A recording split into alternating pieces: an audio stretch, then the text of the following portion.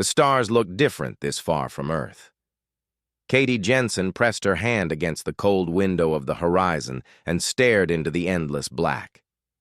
She had been in space for 6 months now, and the wonder still had not worn off. Every day brought something new, something that made her heart race with excitement. "Katie, stop daydreaming and help me with these samples," Brandon Cole called from across the lab. He was the ship's engineer, but he helped out with research when things got boring. And things got boring a lot out here in the empty parts of space. Katie turned away from the window and smiled. "I'm not daydreaming. I'm observing." "Sure you are." Brandon grinned at her. He was a good guy, always making jokes to keep everyone's spirits up during the long missions. The Horizon was not a big ship. It carried only 4 crew members. Captain Andrew Morrison ran everything with a calm hand. He was the kind of leader who never raised his voice, but somehow always got people to listen. Lisa Hartman was their scientist, always buried in her research about alien life forms. Brandon kept the ship running, and Katie was the pilot and general helper, doing whatever needed to be done. They had been mapping this sector for 3 weeks. It was supposed to be empty space, nothing interesting at all, just another job, another paycheck, another few months away from home. Katie missed her little brother, Danny. He was only 12 and thought his big sister was the coolest person alive because she flew spaceships. She had promised to bring him back something amazing from this trip. "Captain, you should see this." Lisa's voice came over the intercom, tight with excitement. Katie and Brandon exchanged looks and headed to the bridge. Captain Morrison was already there, staring at the main screen. Lisa stood beside him, her fingers dancing across her tablet. "What did you find?" Katie asked. Lisa pointed at the screen. "That. I have no idea what it is." The structure floating in space ahead of them was massive. It looked like someone had taken a dozen buildings and twisted them into impossible shapes, all flowing metal and strange angles that hurt to look at for too long. Lights flickered deep inside it, moving in patterns that seemed almost alive. "Is it a ship?" Brandon asked. "No power signature," Lisa said. "No heat, no radiation. It's just there floating, but look at the size of it. It must be 5 times bigger than any station humanity has ever built." Captain Morrison leaned forward. "How did our scans miss this until now?" "I don't know. It's like it just appeared." Lisa could not stop staring at the screen. "Sir, we have to investigate this. This could be the most important discovery in human history." The captain was quiet for a long moment. Katie knew he was thinking about protocols, about safety, about all the rules they were supposed to follow. But she also knew that look in his eyes. He wanted to see what was inside that structure just as much as the rest of them. "All right," he said finally. "But we do this carefully. Katie, bring us in slow. Lisa, keep scanning. Brandon, I want you monitoring every system. If anything looks wrong, we leave immediately." Katie slid into the pilot's seat and took control. Her hands moved across the controls with practiced ease. Flying felt like breathing to her, natural and right. She guided the Horizon closer to the alien structure, keeping their speed low and steady. The structure grew larger as they approached. Up close, it was even more impressive. The metal seemed to shift and change, patterns moving across its surface like oil on water. Katie had never seen anything like it. Nobody had. "There's an opening," Lisa said, pointing to a dark gap in the structure's side. "Big enough for us to fit through." "Katie?" The captain left the decision to her. She was the pilot. She studied the opening, calculating angles and distances in her head. "We can make it. Easy." "Then take us in." The Horizon slipped through the opening into darkness. Katie switched on the external lights, and they illuminated a vast chamber inside the structure. The walls were covered in symbols that glowed softly, pulsing like a heartbeat. Equipment of unknown purpose filled the space, all of it silent and still. "It's beautiful," Lisa whispered. They docked the horizon against what looked like a landing platform. The ship's sensors showed atmosphere on the other side of the airlock, breathable but strange. Captain Morrison made the decision. They would go inside just for a quick look. In and out. Simple.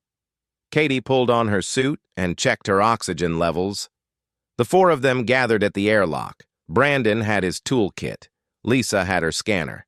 The captain had his sidearm, which Katie thought was funny. What was he going to shoot? An empty building? The airlock opened, and they stepped into the alien structure.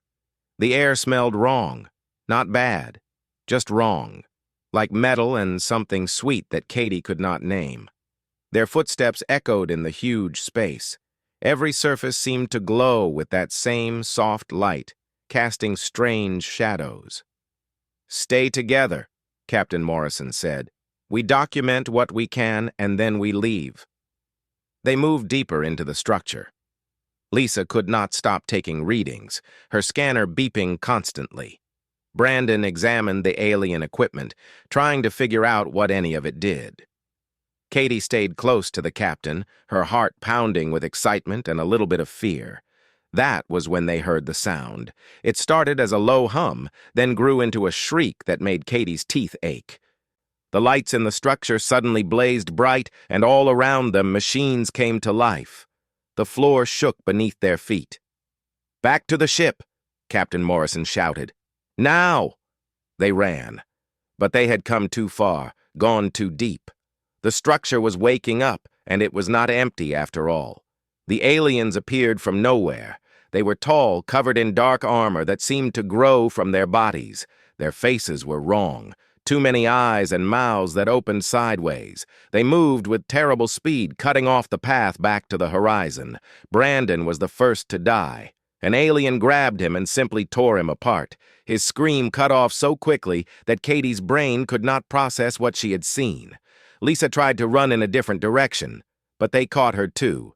Captain Morrison fired his weapon, and 2 aliens went down, but there were too many. "Katie, run!" he shouted at her. She ran, but there was nowhere to go.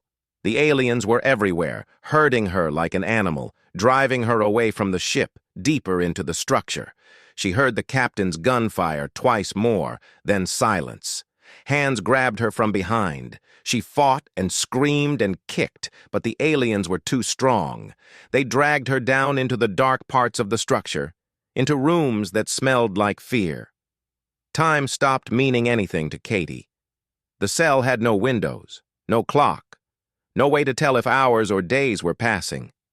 The aliens came for her when they wanted to, and she learned to dread the sound of the door opening. The one she thought of as the lead scientist seemed to be in charge. It was taller than the others, with marks on its armor that might have been rank insignia. It never hurt her itself. It just watched and took notes while the others did the work. Katie hated it more than all the rest combined. They tested everything. How much pain could a human take before passing out? How long it took for injuries to heal? What sounds a human made under different types of stress? They burned her and froze her and cut her and broke her bones with clinical precision. Every scream was recorded. Every tear was measured. The worst part was that they did not do it out of anger or hatred. They were just curious. Katie was a puzzle to solve, a specimen to study. When she begged them to stop, they simply noted her vocalizations and continued their work. After what might have been a week, Katie stopped begging. It did not help anyway. After what might have been a month, she stopped screaming. Her voice was too raw, her throat too damaged, but she never stopped thinking. That was the thing the aliens did not understand about humans. Katie's body was breaking, but her mind was still working, still fighting, still planning. She held on to memories like weapons. Danny's laugh, her mother's cooking, the smell of rain on a summer day. These things kept her human when everything else was trying to strip that away. The aliens made their first mistake in the 3rd month. They moved her to a different cell, one closer to what looked like their control center. Katie saw computer terminals through the window of her door. She saw the aliens working at them, their long fingers moving over controls that glowed with soft light. She started paying attention. When they came for her, she watched which way they went. She memorized the layout of the corridors. She counted steps and turns. Her captors thought she was too broken to care about such things. They were wrong. The second mistake came when they gave her access to basic amenities. The lead scientist wanted to study human hygiene habits, so they installed a small cleaning station in her cell. It had controls, simple ones, but controls meant electronics. Electronics meant systems, and systems could be hacked if you were smart enough and desperate enough. Katie had graduated top of her class in systems engineering before becoming a pilot. She knew computers inside and out. The cleaning station was primitive by human standards, but it connected to the facility's main network. Everything connected to everything in alien technology, just like in human technology. It was a universal truth. She spent weeks carefully taking apart the control panel, working only when she was sure no one was watching. She used a piece of broken metal from her bed frame as a tool. Her fingers bled from the work, but she did not stop. This was hope, and hope was all she had left. The third mistake was the biggest one. The aliens had collected all her personal effects from the horizon, including her comm unit. They kept it in the control center as part of their research materials. Katie saw it once when they dragged her past the room. They had not destroyed it. They had not even wiped its memory. They just kept it like a trophy. Fools. Katie finally cracked the cleaning station's connection to the main network on a day when the lead scientist had been particularly thorough in its examinations. She was bleeding from a dozen places and could barely see through her swollen eyes, but her hands worked, and her mind was clear. She bypassed 3 security protocols and accessed the facility's inventory system. There it was, her comm unit, stored in locker 47 in the research materials room. She traced its location, found its power cell still had charge. The aliens had not even turned it off. Now came the hard part.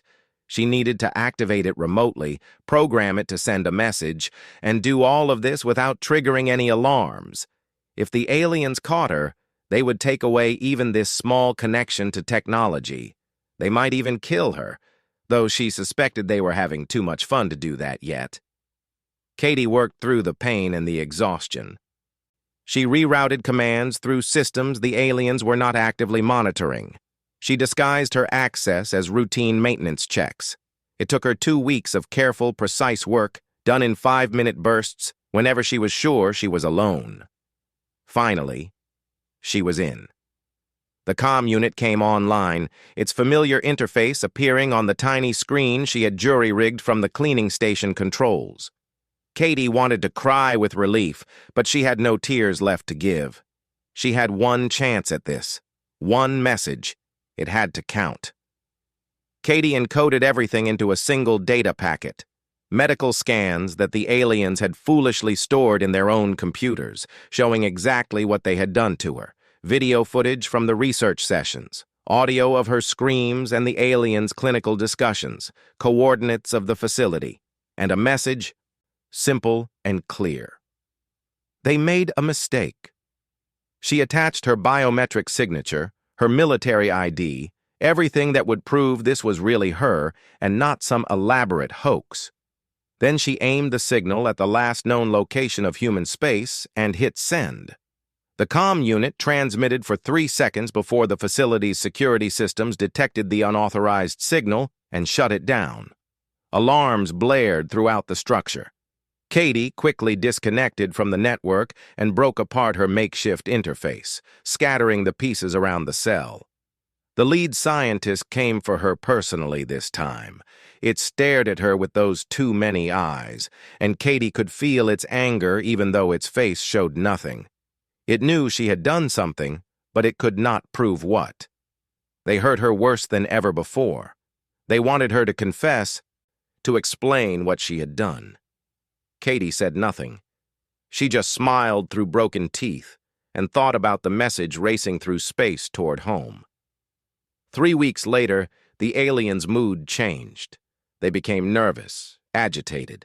They stopped the experiments and kept her locked in her cell.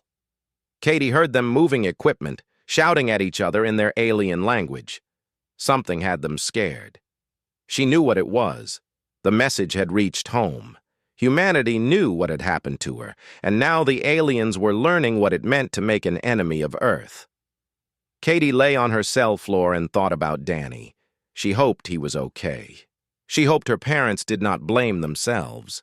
She hoped they knew she had fought with everything she had.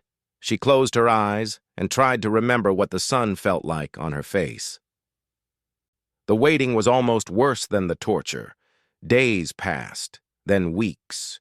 The aliens stopped coming for her completely. They just left her in the cell with minimal food and water, like they were afraid to get too close to her now. The message reached Outpost Defender 3 weeks after Katie sent it.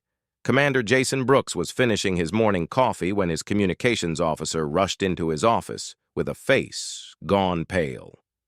"Sir, you need to see this, right now." Jason took the tablet and started reading. Then he stopped drinking his coffee. Then he stopped breathing for a moment. The message was short, but the attached data packet was massive. He opened the first video file and watched for exactly 10 seconds before he had to look away. "Get me Fleet Command," he said quietly, "and wake up everyone in the chain. I don't care what time it is on Earth. They need to see this now." Within an hour, the message had reached the highest levels of human military command. Within 2 hours, it was on the desk of the Secretary of Defense. Within 3 hours, the President of Earth's United Government was watching the videos with tears streaming down her face. The data packet contained everything. Medical scans showing broken bones that had healed wrong because the aliens did not bother to set them. Burns covering 60% of Katie's body. Recordings of her screaming while the aliens calmly discussed their findings. Video of the lead scientist examining her like she was nothing more than an interesting insect. One particular clip made everyone who saw it feel sick. Katie was strapped to a table, barely conscious, blood covering her face. The lead scientist was speaking in its own language, but human computers had already started translating. It was laughing, making jokes about how fragile humans were, how easy to break, how disappointing that they died so easily when pushed too far. Except Katie was not dead.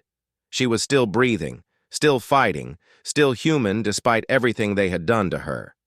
The military response was immediate. Every available ship started prepping for deployment. Marines loaded weapons. Pilots ran system checks. Engineers worked double shifts getting vessels ready. But there was something else happening, too. Something that scared even Earth's own allies. The Special Projects Division opened up facilities that had been locked for years. Experimental weapons that violated half a dozen galactic treaties were pulled out of storage. Ships with technology that other species did not even know existed began powering up. Humanity had been playing nice with the galaxy, following the rules, being good neighbors. That was done now. The Galactic Council called an emergency session. Ambassador Ryan Cooper stood before representatives from 70 different species and listened to them urge caution. The Vexnar were a known threat, yes, but they were also powerful. War would cost billions of lives. Surely there was a better way. Diplomacy, negotiations, economic sanctions. Ryan listened to all of it with a blank face. When they finished, he stood up and addressed the council. "We appreciate your concern," he said. "We understand that you have your own ways of handling these situations. But you need to understand something about humanity. We are new to the galactic community. We have been trying to learn your rules, to fit in, to be the kind of species you can trust and work with." He pulled up the video files on the main screen. "This is Katie Jensen. She is 24 years old. She has a little brother who thinks she hung the stars. She joined the Exploration Corps because she wanted to see the universe and meet new species and be part of something bigger than herself." The video played. Katie's screams filled the council chamber. Several representatives looked away. One got up and left. "The Vexnar did this for 3 months," Ryan continued. "They documented it. They were proud of it. They treated her like an animal, like a thing to be studied and broken and discarded when they got bored." He paused the video on Katie's face. Bloody and swollen, but with her eyes still showing that spark of defiance. "You want to know how humanity handles species who torture our people? We are about to show you. And I suggest you pay attention, because we will only demonstrate this once." The council erupted in protests. This was exactly the kind of aggression they had feared from humans. This was why young species needed guidance, needed to learn the civilized way of doing things. War solved nothing. Violence only bred more violence. Christine Hayes, the admiral of Earth's Third Fleet, sent her response to the Council's concerns in the form of a fleet deployment order. 247 ships dropped out of faster-than-light travel at the edge of Vexnar space. They did not hide. They did not try to be subtle. They wanted the Vexnar to see them coming.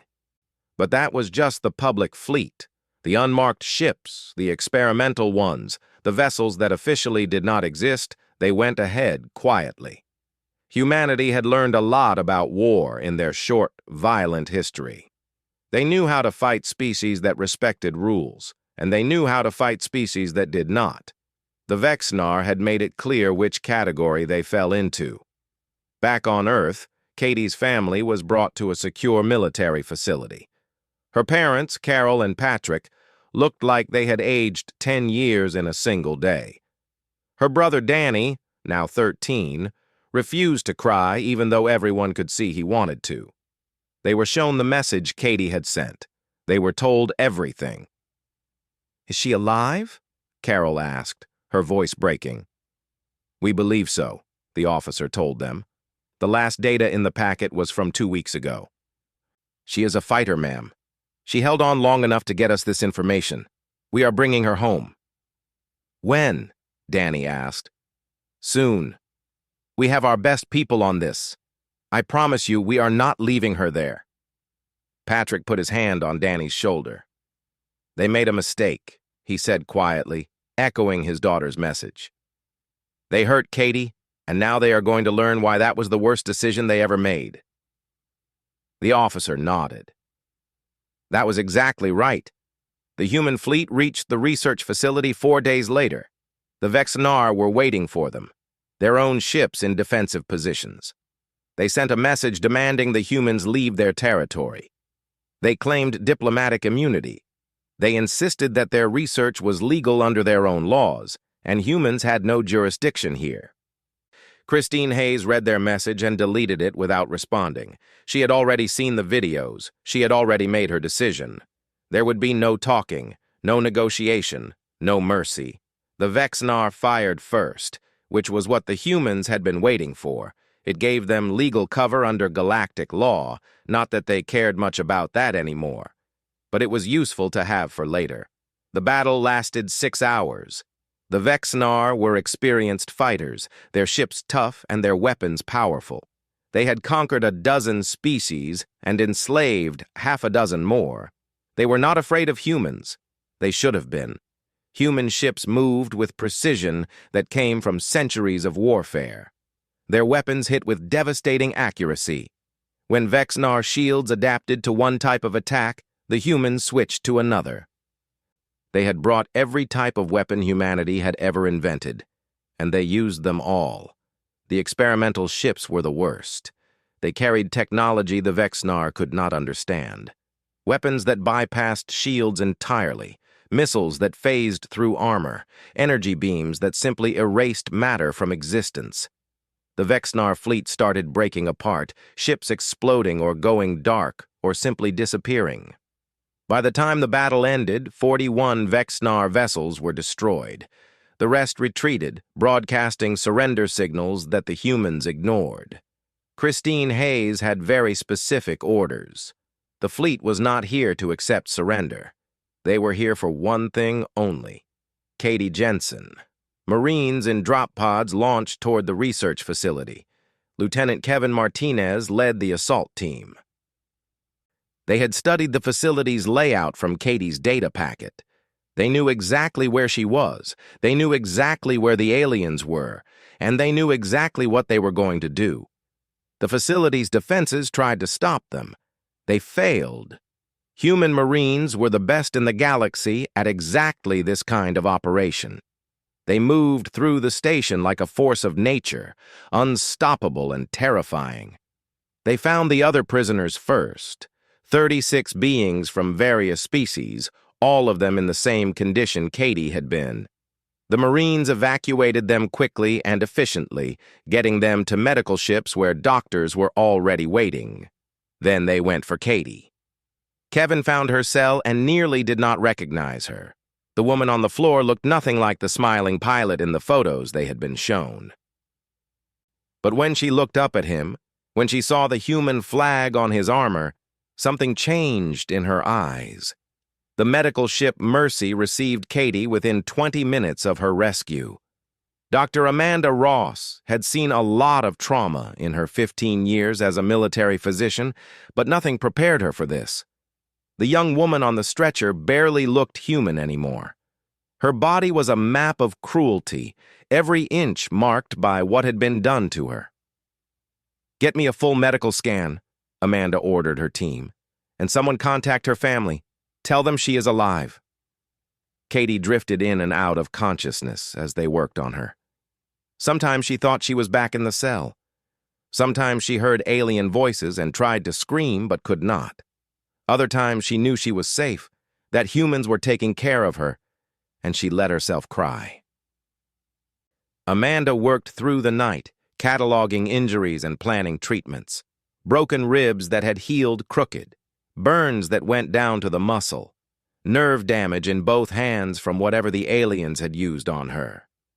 The psychological trauma would be even worse, but that would come later.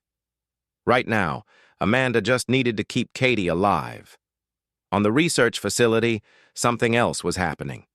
The Vexnar personnel found themselves locked in. Every door was sealed. Every communication system was down except for the internal speakers. The 47 aliens who had worked in the facility moved through the corridors in growing panic, trying to find a way out. Then the speakers came on, and Katie's screams filled every room. It was not random. The human program cycling through the recordings in chronological order, starting with her first day of captivity. The Vexnar heard her beg for mercy. They heard her cry for her family. They heard her voice break and fail as the weeks went on, and they could not turn it off. The lead scientist tried to override the system. It had designed many of the facility's protocols, knew the codes and back doors. But the humans had rewritten everything. Every attempt to regain control failed. Every door it tried to open stayed locked. The temperature in the facility began to drop. Not quickly, not enough to kill, just enough to be uncomfortable. The Vexnar were used to warm environments. The cold made them sluggish, made their joints ache. They huddled together for warmth and listened to the recordings of what they had done. After 12 hours, the oxygen levels started to decrease. Again, not enough to suffocate them, just enough to make breathing harder, to make them feel what it was like when your body did not work right anymore, when every breath was a struggle. The Vexnar started to understand fear in a way they never had before. The lights went out randomly, sometimes for minutes, sometimes for hours. In the dark, the recordings seemed louder. The Vexnar jumped at shadows. They turned on each other, arguing and fighting. Some tried to break down doors with their bare hands. Others just sat and waited for it to end. But it did not end. Hour after hour, day after day, the facility became their prison just as it had been Katie's. The only difference was that they knew why this was happening to them. They knew they deserved it. On the third day, the lead scientist stopped responding to the others. It sat in a corner of the control room, eyes unfocused, making small sounds of distress. Something in its mind had broken under the weight of hearing its own victim's pain played back endlessly. The others tried to help it, but nothing worked. It was lost in its own head, trapped in a nightmare of its own making. Admiral Christine Hayes watched all of this from her flagship. The facility had cameras everywhere, and the humans had access to all of them. She saw the Vexnar suffering and felt nothing but cold satisfaction. They had hurt one of her people. This was justice. The Galactic Council was less pleased. They sent urgent messages demanding the humans stop this cruel treatment. They called it torture. They threatened sanctions and intervention. Some species even suggested sending their own fleets to rescue the Vexnar. Ryan Cooper sent them a simple response. After 72 hours, we will release them. Until then, they are experiencing a fraction of what they inflicted on Katie Jensen. If you have a problem with that, you are welcome to review the full documentation we provided of her captivity. Then tell me again about cruelty. No one did. The videos were too much. Even the most pacifist species could not defend what the Vexnar had done after seeing the evidence. The council fell silent and waited. Katie spent those 3 days in a medical coma. Amanda kept her sedated while her body began the long process of healing. She would need surgeries, multiple rounds of treatment, probably years of physical therapy, but she would live. Amanda made sure of that. Katie's family arrived on the 4th day. They were brought to the Mercy on a priority transport. Danny ran to his sister's bedside and held her hand carefully, afraid of hurting her. Carol and Patrick stood on the other side, tears running down their faces. "She is going to be okay," Amanda told them. "It will take time, but she is strong. Stronger than anyone I have ever seen." "Can she hear us?" Carol asked. "We think so. Talk to her. Let her know you are here." So they did. They told her about home, about how much they missed her, about all the things they would do when she recovered. Danny told her about school and his friends, and how everyone thought his sister was a hero. Patrick just kept saying he was sorry, even though none of this was his fault. On the research facility, the 72 hours came to an end. The human program shut down. The lights came back on steady. The temperature returned to normal. The oxygen levels stabilized. The doors unlocked. The Vexnar stumbled out into the corridors, blinking in the light. Human Marines were waiting for them, weapons ready. The aliens did not resist. They did not have any fight left in them. They went quietly when the Marines took them into custody, shuffling along like the broken things they had become. The lead scientist had to be carried. It still had not recovered.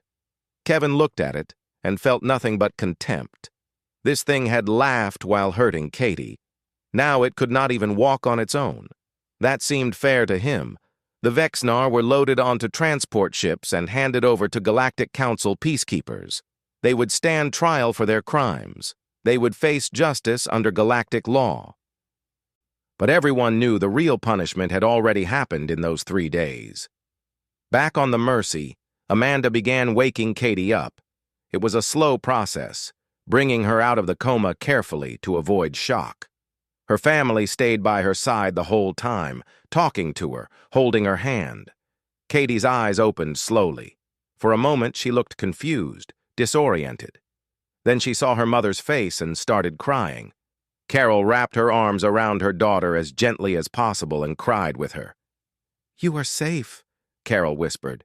"You are home. They can never hurt you again." Danny climbed onto the bed and hugged his sister from the other side. Patrick put his hand on her head and just stood there, solid and steady like he had always been. Katie was surrounded by family, wrapped in love, protected, and safe.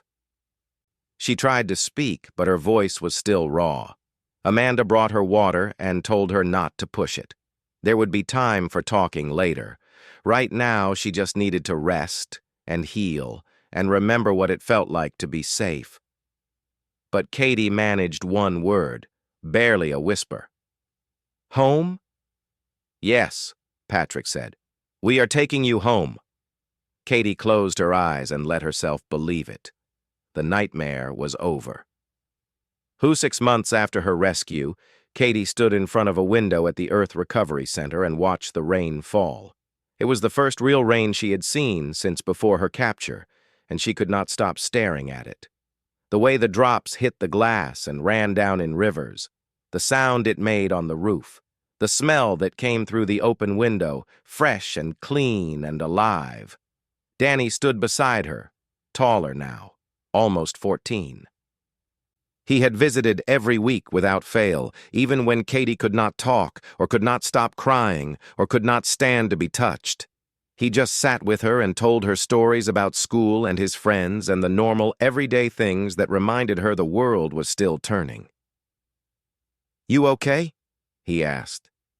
Katie smiled. It still hurt her face sometimes, where the scars pulled tight, but she was getting better at it. "Yeah.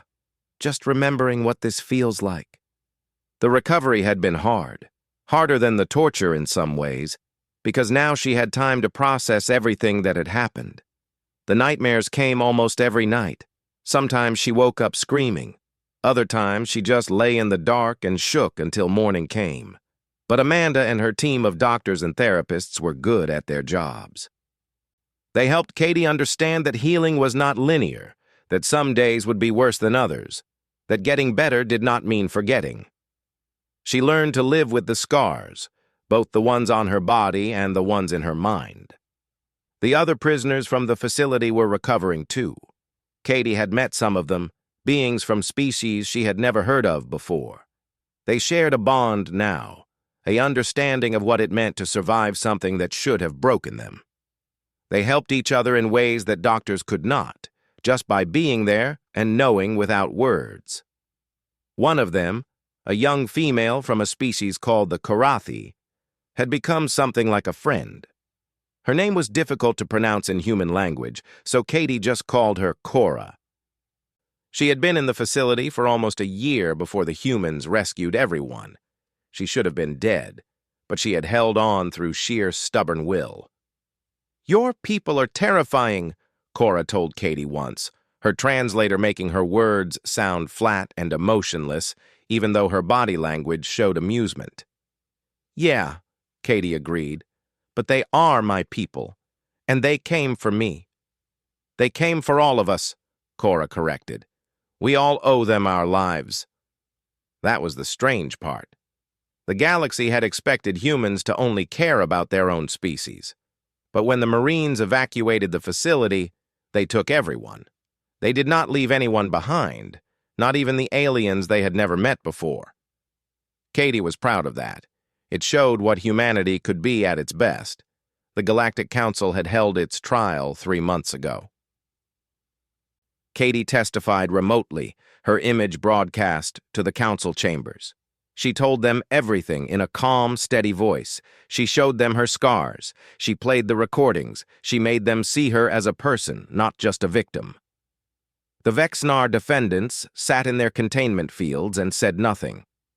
The lead scientist was not even present. Its mind had never recovered from the 72 hours in the facility. It was in a medical institution now, unable to care for itself, trapped in a loop of hearing screams that were not really there. The verdict was unanimous. The Vexnar involved in the facility were guilty of crimes against sentient beings. They were sentenced to life imprisonment. Their entire species faced sanctions and oversight. They had to allow regular inspections of all their facilities. They had to release detailed records of all their research. They had to pay reparations to the survivors. The Vexnar government agreed to everything. They issued public apologies. They dismantled their research programs. They invited other species to help them rebuild their society into something less cruel. Whether they meant any of it or were just scared of humanity coming back, no one could say for sure. Ryan Cooper addressed the council after the verdict. He stood at the podium and looked at the representatives from 70 species. "Let me be very clear about something," he said. "What happened to the Vexnar facility was not about revenge. It was about consequences. You have rules and laws and treaties, and that is good. We respect that. but those systems only work when everyone participates in good faith. He pulled up an image of Katie before her capture, smiling at the camera in her uniform. This is Katie Jensen. She believed in exploring the galaxy. She believed in meeting new species and learning from them. She believed in the peaceful cooperation that this council represents. He changed the image to one taken the day she was rescued. The difference was shocking. Even now, months later, people who saw that photo had to look away. The Vexnar took that from her. They took months of her life. They took her sense of safety. They marked her body and her mind in ways that will never fully heal. And they did it because they thought no one would stop them. They thought they could act with impunity. Ryan leaned forward, his voice hard. We stopped them. We showed them that there are lines you do not cross, and that humanity enforces those lines with absolute commitment. The 72 hours they spent in that facility, that was mercy. That was us showing restraint. If we had truly wanted revenge, you would not have anyone left to put on trial. The council chamber was silent. Every representative understood the message. Humanity had teeth, and they were willing to use them. But we also showed you something else, Ryan continued, his voice softening. We saved everyone in that facility, not just our own. We provided medical care to all the survivors. We are helping fund their recovery. Because that is also who we are. We protect. We defend. We take care of those who cannot take care of themselves. He looked around the chamber, meeting the eyes of representatives from species both friendly and neutral. So here is what I want you to take from this. Humanity is a good friend and a terrible enemy. We would much rather be your friends. We want to build and explore and learn and grow together. But if you harm one of ours, if you cross those lines we have drawn, then you will learn exactly what we are capable of. And trust me when I say you do not want that lesson. The speech became famous across the galaxy. Some species saw it as a threat, others saw it as a promise, but everyone understood that humanity had announced itself as a power that could not be ignored. Katie watched the speech from her room at the recovery center. She felt strange watching Ryan talk about her, using her suffering to make a political point, but she also understood why it was necessary. The galaxy needed to see what happened when you pushed humans too far. Now, 6 months later, she was almost ready to return to normal life. The doctor said she could leave the center soon if she wanted. She could go home, live with her parents, try to figure out who she was now that she had survived the unsurvivable. But Katie had other plans. She had spent the last month talking with the other survivors, learning their stories, understanding their struggles. Many of them had nowhere to go. Their home worlds did not want them back, marked as they were by trauma. They needed help, and Katie wanted to give it. She was starting a foundation, a place where survivors of torture and experimentation could find support. Medical care, therapy, job training, whatever they needed to rebuild their lives. Danny was helping her design the website. Her parents were using their connections to find funding. Amanda had agreed to serve as the chief medical advisor. It gave Katie purpose. It turned her pain into something useful. She could not change what had happened to her, but she could make sure it meant something. The rain stopped, and the sun came out, painting the sky in colors Katie had almost forgotten existed. She took a deep breath and smiled. It was a real smile this time, not forced or fake. She was healing. Slowly, painfully, but genuinely healing. Danny bumped her shoulder gently. Ready for lunch? Mom and Dad are waiting.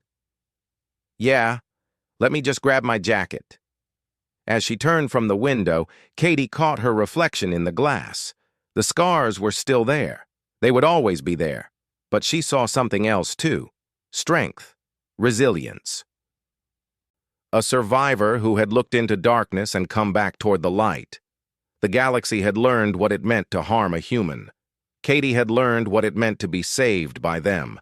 And in that exchange, in that dance of cruelty and rescue, something important had been established. Humanity had arrived on the galactic stage. They brought with them compassion and curiosity and hope, but they also brought something else, something that glittered like a blade in the dark. The absolute certainty that they would protect their own, no matter the cost. Katie walked down the hallway toward her family, leaving the window and the rain behind. Tomorrow she would start work on the foundation. Next week she had meetings with galactic representatives who wanted to help. Next month she might even return to space. Because the Vexenar had not killed her love of the stars, just taught her to be more careful about which ones she approached. She was Katie Jensen. She was human. She was a survivor. And she was exactly the reminder the galaxy needed that monsters should fear the dark, because sometimes the thing that comes back from darkness is stronger than what went in. Manatee had come for her just like she knew they would. They had not abandoned her. They had not forgotten her. They had moved through the galaxy like an unstoppable force and brought her back, and they had made sure the ones who hurt her understood exactly what they had done. As the Mercy prepared to jump back to Earth, Christine Hayes sent one final message to the Vexenar government. It was short and clear. You have 48 hours to shut down every research facility like the one we found. You have 1 week to release every prisoner you are holding. You have 1 month to dismantle your entire system of experimentation on sentient beings. If you do not comply, we will return, and next time, we will not be so merciful. The Vexenar agreed to every demand. They had learned their lesson. Humanity was not a species to be trifled with. The price for harming one human was higher than they could afford to pay. Katie Jensen? He asked. She nodded, unable to speak. We are bringing you home. Can you walk? She could not, so Kevin picked her up as gently as possible and carried her out. Behind him, his team was uploading something into the facility's computer systems, something special they had brought just for this moment. As they left, Kevin looked back at the Vexenar personnel huddled in their secure rooms, watching the humans with fear. Good, he thought. They should be afraid. The real lesson was about to begin. Katie did not know if anyone would actually come. Maybe the message had not made it. Maybe humanity had decided she was not worth the risk. Maybe she would die here alone, and no one would ever know the truth. But deep in her heart, in the part of herself that the aliens could never touch, no matter how hard they tried, Katie believed. She believed in the people back home. She believed they would not abandon her. She believed that humanity took care of its own. She just had to survive long enough to see it. So Katie held on. She counted her heartbeats. She remembered Earth. She thought about all the things she wanted to do if she ever got home. Learn to paint, travel to places she had only seen in pictures, hug Danny so tight he complained, tell her parents she loved them. The aliens had broken her body, they had scarred her mind, but they had not taken her hope. And as long as she had that, they had not truly won. Katie Jensen waited in the dark and believed in humanity. Soon she would learn if that belief was justified. And pain. They threw her into a small cell and sealed the door. Katie curled up on the cold floor and cried. She thought about Danny, about how he would never know what happened to his sister. She thought about her parents, about Earth, about the sun and the rain, and all the things she would never see again. The aliens came back an hour later. They pulled her from the cell and strapped her to a table in a bright room. One of them looked at her with too many eyes. It made sounds that might have been language. Then it picked up a tool that glowed with blue light, and Katie started screaming. That was the beginning. Katie Jensen, junior officer of the Horizon, age 24, daughter and sister and dreamer, became Subject 001 in the Vexenar research files. The aliens had heard stories about humans, but had never captured one before. They wanted to learn everything, and they did not care how much it hurt.